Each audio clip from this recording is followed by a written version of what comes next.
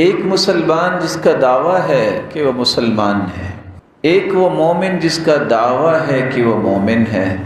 مسلمان اور مومن ان دونوں کا یہ دعویٰ ہوتا ہے کہ میرا رب خالق اللہ ہے، تو مسلمان اور مومن کو پھر اللہ کے بنائے ہوئے نظام کو پسند کرنا چاہیے۔ یہ کیسے ہو سکتا ہے کہ ساری دنیا مل کے کوئی نظام بنائے، وہ اللہ کے نظام سے بہتر نہیں ہو سکتا، کیونکہ اللہ ذوالجلال جو خالق ہیں وہ زیادہ جانتے ہیں کہ انسانیت کی بہتری کے لیے کون سا نظام ہوگا۔ وہ نظام اللہ نے وحی کی صورت میں، قرآن کی صورت میں اور اپنے پیغمبر کے فرمان کی صورت میں اس مخلوق کو عطا کر دیا۔ اس محرم الحرام کے آغاز میں چند باتیں ہمیں سمجھنی چاہیے۔ بینگ اے مسلم، میری ذمہ داری کیا ہے کہ میں اس عظیم مہینے میں ایام کو کیسے گزاروں، میرے تصورات اور تخیلات اور نظریات کیا ہونے چاہیے، میرے ارادے کیا ہونے چاہیے، اور پھر میرے اس مہینے میں ایکشنز کیا ہونے چاہیے، مجھے کون سے اعمال بجا لانے چاہیے۔ رسول اکرم صلی اللہ علیہ وآلہ وسلم اللہ تعالیٰ کی اجازت کے بعد جب مکہ سے مدینہ کی طرف ہجرت کی تو یہ دن چونکہ اللہ کی مرضی سے طے ہوا اور نبی معظم نے اللہ کے فرمان کی روشنی میں ہجرت کی۔ نتیجہ کیا نکلا؟ جن کو اللہ کے رسول سے سچی محبت تھی انہوں نے اس بات کو پسند کیا، اور اسلامی سال کا پہلا مہینہ وہ محرم قرار دیا گیا۔ سیدنا ابو موسیٰ اشعری رضی اللہ تعالی عنہ، انہی کی توجہ دلانے پر سیدنا عمر رضی اللہ تعالی عنہ نے پھر سیدنا علی رضی اللہ تعالی عنہ سے مشورہ کیا کہ آپ صلی اللہ علیہ وآلہ وسلم نے جس سال ہجرت کی ہے اور اسلامی ریاست مدینہ میں قائم کی ہے، تو جس دن آپ صلی اللہ علیہ وسلم کی ہجرت ہوئی اور آپ صلی اللہ علیہ وآلہ وسلم مدینہ پہنچے تو ہم اسی سے ہی اپنے اسلامی سال کا آغاز کیا کریں۔ چنانچہ ذوالحجہ میں یہ ہجرت ہوئی، مدینہ میں آ کے جو پہلا چاند طلوع ہوا اسلامی ریاست کے اندر وہ محرم کا چاند تھا۔ اس دن سے مسلمانوں نے یہ نظام ہی پسند کیا کہ محرم الحرام سے اسلامی سال کا آغاز۔ اور ایک مسلمان کو یہ بات سمجھنی چاہیے کہ اگر ہم مسلمان ہیں تو پھر اسلام نے نظام تو دیا ہے جس کو قمری نظام کہتے ہیں۔ اور کیوں اسلام نے یہ نظام دیا ہے؟ آپ دیکھتے ہیں قرآن میں بھی اللہ ذوالجلال نے فرمایا یسألونک عن الأہلہ، لوگ چاندوں کے بارے میں سوال کرتے ہیں، قل ہی مواقیت للناس والحج ولیس البر بأن تأتوا البیوت من ظہورها ولکن البر من اتقى۔ یہ اسلامی اور قمری مہینے ہی ہیں جن کو سامنے رکھتے ہوئے ہم اپنی عبادات بجا لاتے ہیں۔ روزہ بھی رکھنا ہو تو کوئی بندہ یہ نہیں کہتا کہ میں نے 1 جنوری کو روزہ رکھنا ہے، رمضان 1 جنوری کو شروع ہوگا یا 1 جولائی کو شروع ہوگا۔ وہاں نظام کیا ہے؟ صوموا لرؤیتہ وافطروا لرؤیتہ، چاند جب نظر آئے تو روزہ رکھو اور چاند نظر آئے تو عید مناؤ۔ کس چیز کا چاند؟ رمضان کا چاند نظر آئے تو روزہ رکھو، شوال کا چاند نظر آئے تو عید مناؤ۔ میری عبادت روزہ جو ہے، عید جو ہے، اس کو اللہ اور اس کے رسول نے جوڑا ہے تو قمری نظام کے ساتھ جوڑا ہے۔ قربانی اور حج کو بھی اللہ تعالیٰ نے اسی قمری نظام کے ساتھ رکھا ہے۔ الحج اشہر معلومات، حج کے مہینے معلوم ہیں، ذوالقعدہ ہے، شوال، ذوالقعدہ اور ذوالحجہ کے پہلے 10 دن ہیں۔ وہاں بھی دوسرے سالوں کا تذکرہ نہیں ہے۔ تو مسلمانوں اور مومنوں کے لیے نظام جو ہے وہی نظام ہے جو اللہ کے پیارے پیغمبر اور اس پیارے صحابہ نے پسند کیا اور اس کے مطابق تعلیمات دیں اور سیکھیں اور آگے پہنچائیں۔ رسول اللہ صلی اللہ علیہ وآلہ وسلم نے زکوٰۃ کے بارے میں بھی فرمایا۔ سنن ابی داود کی روایت ہے، وَلَيْسَ فِي مَالٍ زَكَاةٌ حتی یحول علیہ الحول، کسی بھی چیز میں مال میں زکوٰۃ نہیں جب تک سال نہ گزر جائے۔ سال کون سا نہ گزر جائے؟ جو اسلامی سال۔ یہ میں پہلے بھی بیان کر چکا ہوں اور اپنے بہی خواہوں سے دوبارہ بیان کیے دیتا ہوں کہ حتی یحول علیہ الحول، سال جب تک نہ گزر جائے زکوٰۃ نہیں ہوتی سونے اور چاندی میں اور مال میں۔ یہ کون سا سال ہے؟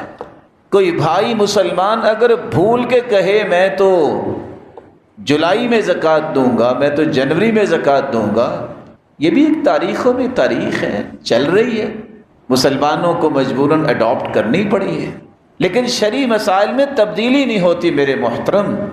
اگر آپ جنوری فروری کے حساب سے زکوٰۃ دیں گے تو 365 دنوں کا یہ سال بنے گا، لیکن اگر اسلامی سال کو آپ دیکھیں گے تو 354 دنوں کا یا 55 دنوں کا سال بنے گا۔ آپ نہ چاہتے ہوئے لاشعوری میں پہلی صف میں نماز پڑھنے والے بھی اگر ہیں، تہجد گزار بھی ہیں، ذکر و اذکار کرنے والے ہیں، ہر سال 10 سے 11 یا 9 دنوں کی زکوٰۃ نہیں دیں گے، کیونکہ آپ نے نظام غلط اختیار کیا۔ یہ 9 اور 10 دن کی زکوٰۃ جو ہے، انسان لاشعوری میں اس کا چور بن جائے، یہ کتنی بہت بڑی بات ہوگی، اور ہے بھی بندہ نیک۔ تو زکوٰۃ کا سسٹم بھی اللہ تعالیٰ نے اسلامی سال کے ساتھ لگایا۔ رسول اللہ صلی اللہ علیہ وآلہ وسلم نے صدقہ فطر کا بھی حکم دیا ہے، تو یہ نہیں کہا جنوری میں دے دو، سال کا شروع ہے۔ کب صدقہ فطر دینا ہے؟ جب شوال کا چاند نظر آ گیا ہے، صبح کی نماز کے بعد عیدگاہ جانے سے پہلے پہلے دو، یا 2 دن پہلے بھی دے سکتے ہو جیسے صحابہ دیا کرتے۔ تو صدقہ فطر کا تعلق بھی اسی کے ساتھ۔ رسول اللہ صلی اللہ علیہ وآلہ وسلم نے جہاں افضل ترین ایام کا تذکرہ کیا ہے، وہاں یہ نہیں فرمایا کہ گرمیوں کی چھٹیوں کا موقع ہے تو کاغان کے چکر لگا لو، یہ افضل ترین دن ہیں۔ وہاں فرمایا افضل ایام الدنیا ایام العشر، ذوالحجہ کے پہلے 10 دن افضل ہیں۔ وہاں بھی اسی نظام کے ساتھ مسلمانوں کو جوڑا۔ مسلمانوں کو جہاں 83 سال 4 مہینوں کی عبادت سے زیادہ اجر و ثواب کی خوشخبری سنائی گئی ہے، تو وہ بھی کون سا مہینہ ہے کہ لیلۃ القدر رمضان میں آتی ہے۔ وہاں کوئی اگست اور دسمبر کی چھٹیوں کی بات نہیں ہے میرے محترم، وہ رمضان کی بات ہے۔ اسلامی نظام جو ہے وہ رمضان، شوال، یہ مہینے اسلامی سال کے ہیں۔ جو لیلۃ القدر کی رات کو عبادت کرتا ہے، جو رمضان میں ہوتی ہے، جو بڑی ہی بابرکت رات ہے، اللہ ذوالجلال سے 83 سال 4 مہینوں سے زیادہ عبادت کا اجر و ثواب نصیب فرمائے۔ رسول اللہ صلی اللہ علیہ وآلہ وسلم نے اس لیے فرمایا تھا کہ افضل ایام الدنیا، دنیا کے بہترین دنوں میں سے ایک دن قربانی کا دن بھی ہے، یہ بھی اسلامی سال کے 10 ذی الحجہ ہے، ثم یوم القر، پھر 11 ذی الحجہ ہے۔ ان ساری احادیث سے میں بتانا یہ چاہتا ہوں کہ مسلمان کو یہ اپنی تاریخ نہیں بھولنی چاہیے، حقائق کو مسخ نہیں کرنا چاہیے، اس نظام کی عظمت کو پہچانا جائے۔ اور یاد رکھیے گا، اگر کسی کو طلاق ہو جاتی ہے تو اس کی عدت بھی ہوگی تو وہ اسلامی مہینوں کے اعتبار سے 3 مہینے عدت ہے، اس کی عدت میں بھی اعتبار انہی مہینوں کا کیا جائے۔ اگر کسی کا خامد فوت ہو گیا ہے تو اسے بھی 4 مہینے 10 دن جو عدت عورت کو گزارنی ہے، وہ بھی اسلامی مہینے کے 4 مہینے 10 دن ہے۔ کسی عورت نے خلا لے لیا ہے اور اس کی عدت 1 مہینہ، وہ عدت بھی 1 مہینہ اسلامی مہینوں کے اعتبار سے عدت گزارنے کے بعد آگے شادی کر سکتے۔ تو اللہ ذوالجلال نے مسلمانوں کے تمام امور کو اسلامی سال کے ساتھ جوڑا ہے۔ رسول اللہ صلی اللہ علیہ وسلم عرفے کے روزے کے بارے میں جو حکم دیا تھا کہ 2 سال کے گناہ معاف ہوتے ہیں، وہ 9 ذی الحجہ ہے، وہ یہ جنوری فروری کے ایام کی بات نہیں ہے، وہ 9 ذی الحجہ ہے۔ اس لیے سب سے پہلا کام یہ ہے، ہمیں اللہ ذوالجلال کے اس نظام کو پسند کرنا چاہیے۔ اب انسان زندگی کے بہت سارے کارنر میں مجبور ہوتا ہے، دوسری تاریخ کو مد نظر رکھنا پڑتا ہے، لیکن اسلام کی جو ضروریات ہیں، جو احکام ہیں، وہ اسلامی تاریخ کے ساتھ ہی جڑے ہوئے ہیں، وہ قیامت تک ایسا رہے گا، کیونکہ اللہ ذو الجلال نے کیا فرمایا ہے؟ فَلَا تَظْلِمُوا فِيهِنَّ أَنفُسَكُمْ مِنْهَا أَرْبَعَةٌ حُرُمٌ ذَلِكَ الدِّينُ الْقَيِّمُ، یہ ہے سیدھا دین۔ جو سب سے پہلی ذمہ داری ہمیں اسلامی سال کو پہچاننا ہے اور ان کے مہینوں کی جو عظمت اللہ کے رسول نے بیان کی ہے ان کا اعتراف کرنا ہے اور اس کے مطابق اپنی زندگی کے زاویوں کو بنانا ہے۔ اعتکاف بھی بیٹھتے ہیں تو کس مہینے میں؟ رمضان میں۔ تو وہاں بھی اللہ عز و جلال نے مسلمانوں کو اسی مہینے کے ساتھ ہی جوڑا ہے۔ اور شاید کہ کسی کو معلوم ہو یہ وطن عزیز پاکستان، اللہ اس کی حفاظت فرمائے، یہ بھی اللہ نے دیا تو کب دیا تھا؟ 27 رمضان کو دیا تھا۔ اور تعجب یہ ہے کہ لوگ، کوئی حرج نہیں، کہنے والے ہی کہتے ہیں، تو یہ خوشی تو 27 رمضان کو منانی چاہیے تھی۔ کیسے؟ سجدے کر کے، اللہ کی عبادت کر کے، کیونکہ اگر یہ اسلامی ریاست ہے اور بلا شبہ یہ ایک اسلامی ریاست ہے تو پھر اس کی خوشیوں کا معیار تو وہی ہوگا جو اسلام نے دیا ہے۔ اللہ کے رسول نے مکہ جب فتح کیا، اللہ ذو الجلال نے ان کو یہ انعام دیا، تو اللہ کے رسول نے کیسے اس کی خوشی منائی تھی؟ اللہ کے رسول صلی اللہ علیہ وسلم نے اللہ کی توحید کو خالص کیا، بیت اللہ میں سجدے کیے، لوگوں کو معاف کیا، ظلم سے روکنے کی ترغیب دی کہ ظلم کے قریب نہ آنا، کسی کے حقوق کو پامال کرنے سے روکا۔ یہ وہ اقدار ہیں جو انسان کو اپنانی چاہیے، جس سے قومیں زندہ ہوتی ہیں، جس سے نظریات ایسے بنتے ہیں جس سے قومیں کبھی گرتی نہیں۔ دوسری ذمہ داری جو اس مہینے میں ہے ہر مسلمان کی، یہ اللہ اور اس کے رسول کا دین ہماری طرح منتقل کیا تو کنہوں نے؟ ان پاک باز ہستیوں نے جن کو صحابہ کہتے ہیں۔ یہ اسلامی سال کا آغاز بھی کیا تو کس صحابی نے؟ سیدنا عمر رضی اللہ تعالی عنہ اور سیدنا علی رضی اللہ تعالی عنہما نے۔ حق یہ ہے کہ جن لوگوں نے دین ہم تک پہنچایا ہے، آج ان ہستیوں کی محبت اپنے دل میں پیدا کی جائے، آج ان ہستیوں کا ساتھ حاصل کرنے کے لیے دعائیں کی جائیں، آج ان نفوس قدسیہ کے نقش و قدم پہ چلنے کو اپنا وطیرہ بنایا جائے، آج ان نفوس قدسیہ کے ان لائنوں کو، جو لائنیں انہوں نے اللہ کے رسول سے سیکھی، انہی کی روشنی میں اپنی زندگی کے زاویوں کو بنایا جائے۔ رسول اللہ صلی اللہ علیہ وآلہ وسلم کی صحابی عمر رضی اللہ تعالیٰ عنہ کی ابھی بات آپ نے سنی۔ یہاں یہ رک کے ایک بہت بڑا مغالطہ بھی میں دور کرنا چاہوں گا۔ کچھ لوگ کہتے ہیں کہ اس وطن عزیز میں فلاں اسلام لے کے آیا، فلاں اسلام لے کے آیا۔ کبھی حقائق کی زندگی میں بھی وقت گزارا کریں۔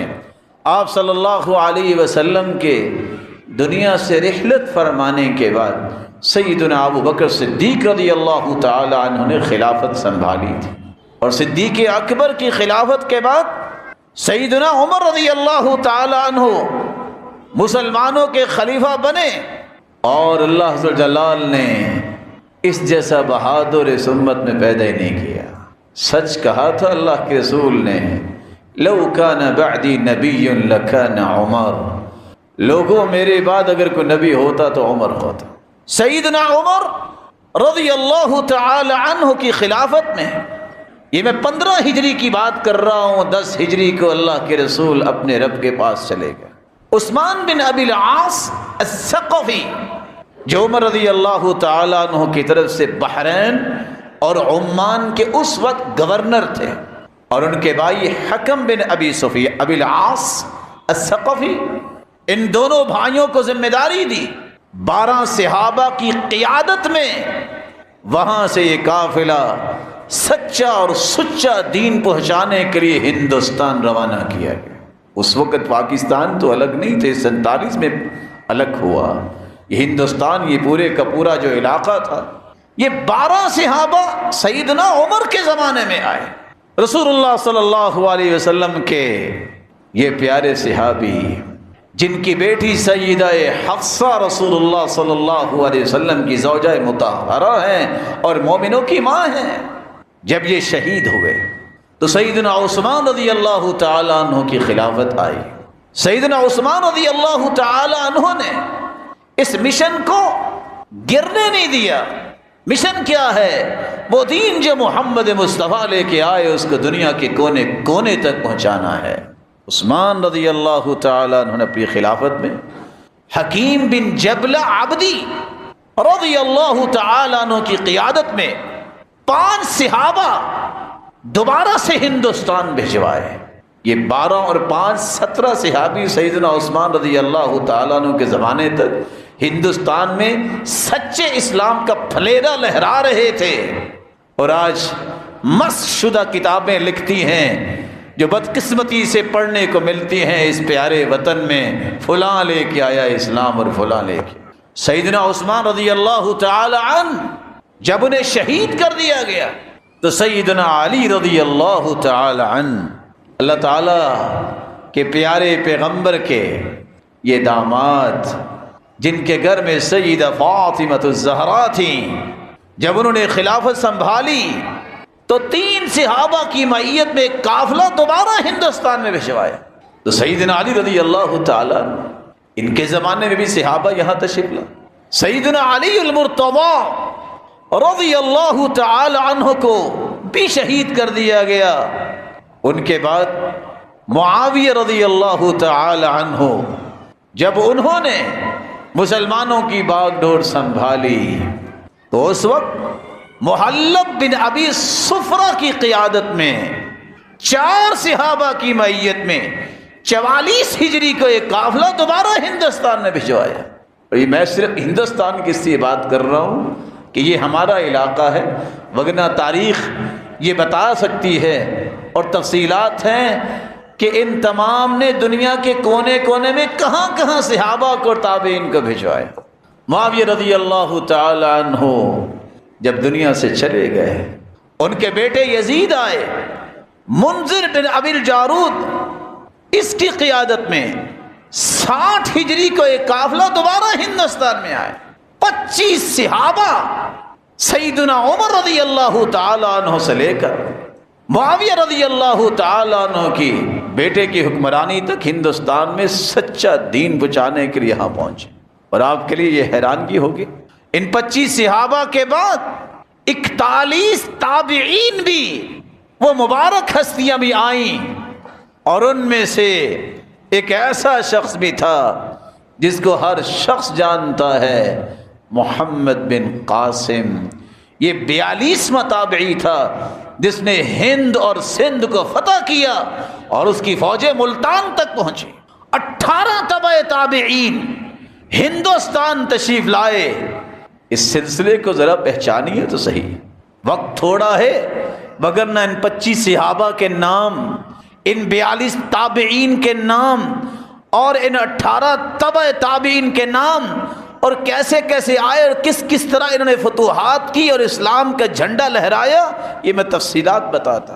اس لیے اس ذہن سے وہ مسخ شدہ تاریخ نکال دیجئے جو لکھتی ہے کہ فلاں لے کے آئے اور فلاں لے کے آئے اور صوفیہ اسلام لے کے آئے۔ یہاں صحابہ اسلام لے کے آئے، تابعین آئے ہیں، تبع تابعین آئے ہیں۔ یہ سچا اور سچا اسلام اس علاقے میں وہ پہنچا تھا جو محمد کریم صلی اللہ علیہ وسلم اسلام لے کے آئے تھے۔ رسول اکرم صلی اللہ علیہ وآلہ وسلم کے صحابہ کی بات کر رہے تھے کہ ایک مسلمان کی ذمہ داری یہ ہے کہ محرم الحرام میں دوسری ذمہ داری یہ سمجھے کہ جن صحابہ نے یہاں دین پہنچایا ہے ان کی عظمت کو پہچانے۔ جس طرح اسلامی نظام کی عظمت کو اسے پہچاننا ہے اور زندگی کے معاملات کو اس کے مطابق ترتیب دینا ہے، ان ہستیوں سے سچی محبت کرے۔ کون سی ہستیاں؟ اولئک هم الراشدون، جس کو قرآن کہہ رہا یہ رشد و ہدایت والے۔ اولئک هم المفلحون، جن کو قرآن کہہ رہا ہے فلاح پانے والے یہی لوگ ہیں۔ کون سے صحابہ ہیں؟ اولئک هم الفائزون، فوز و فلاح اللہ نے جن کی قسمت میں رکھی تھی۔ اولئک حزب اللہ، جن کو قرآن کہہ رہا ہے یہ تو اللہ کا لشکر ہے۔ کنتم خیر امہ، یہ وہ صحابہ ہیں جن کو قرآن کہہ رہا ہے پوری امت میں سب سے بہترین تم ہو۔ یہ کون سے صحابہ جن سے محبت ہر مسلمان کو ہونی چاہیے، جن کے بارے میں قرآن خود کہتا ہے رضی اللہ عنہم ورضوا عنہ، وہ اللہ سے راضی ہو گئے، اللہ ان سے راضی ہو گئے۔ تو اس محرم الحرام میں دوسری ذمہ داری ایک مسلمان کی یہ ہے کہ ان ہستیوں کے ساتھ محبت رکھے۔ رسول اللہ صلی اللہ علیہ وسلم کا فرمان ہے اگر کسی کو نبی سے سچی محبت ہے تو صحیح بخاری اور صحیح مسلم کی یہ روایت کو کبھی نہ بھولے، خیر القرون قرنی ثم الذین یلونہم ثم الذین یلونہم۔ لوگوں، کائنات میں سب سے بہترین ہستیاں وہ ہیں جو اس وقت میرے زمانے میں ہیں، صحابہ ہیں۔ ثم الذین یلونہم، پھر جو ان کے بعد آئیں گے تابعین، ثم الذین یلونہم، پھر جو ان کے بعد آئیں گے تبع تابعین۔ یہ وہ ہستیاں ہیں جن کو اللہ کے رسول صلی اللہ علیہ وسلم نے پوری کائنات سے اعلیٰ کہہ دیا۔ عبداللہ ابن مسعود رضی اللہ تعالیٰ عنہ کی بات آپ نے سنی ہوگی۔ اللہ تعالیٰ نے میدان عرفات میں کائنات کو پیدا کرنے سے پہلے قیامت تک آنے والی انسانیت کی روحوں کو بکھیر دیا، وعدہ لیا، الست بربکم، کیا میں تمہارا رب نہیں؟ قالوا بلا، سب نے کہا آپ ہمارے رب۔ عبداللہ بن مسعود کیا فرماتے ہیں؟ ان اللہ نظر فی قلوب العباد فوجد قلب محمد خیر قلوب العباد، اللہ نے پوری کائنات کے دلوں کو جھانکا، سب سے خوبصورت دل محمد مصطفیٰ کا پایا۔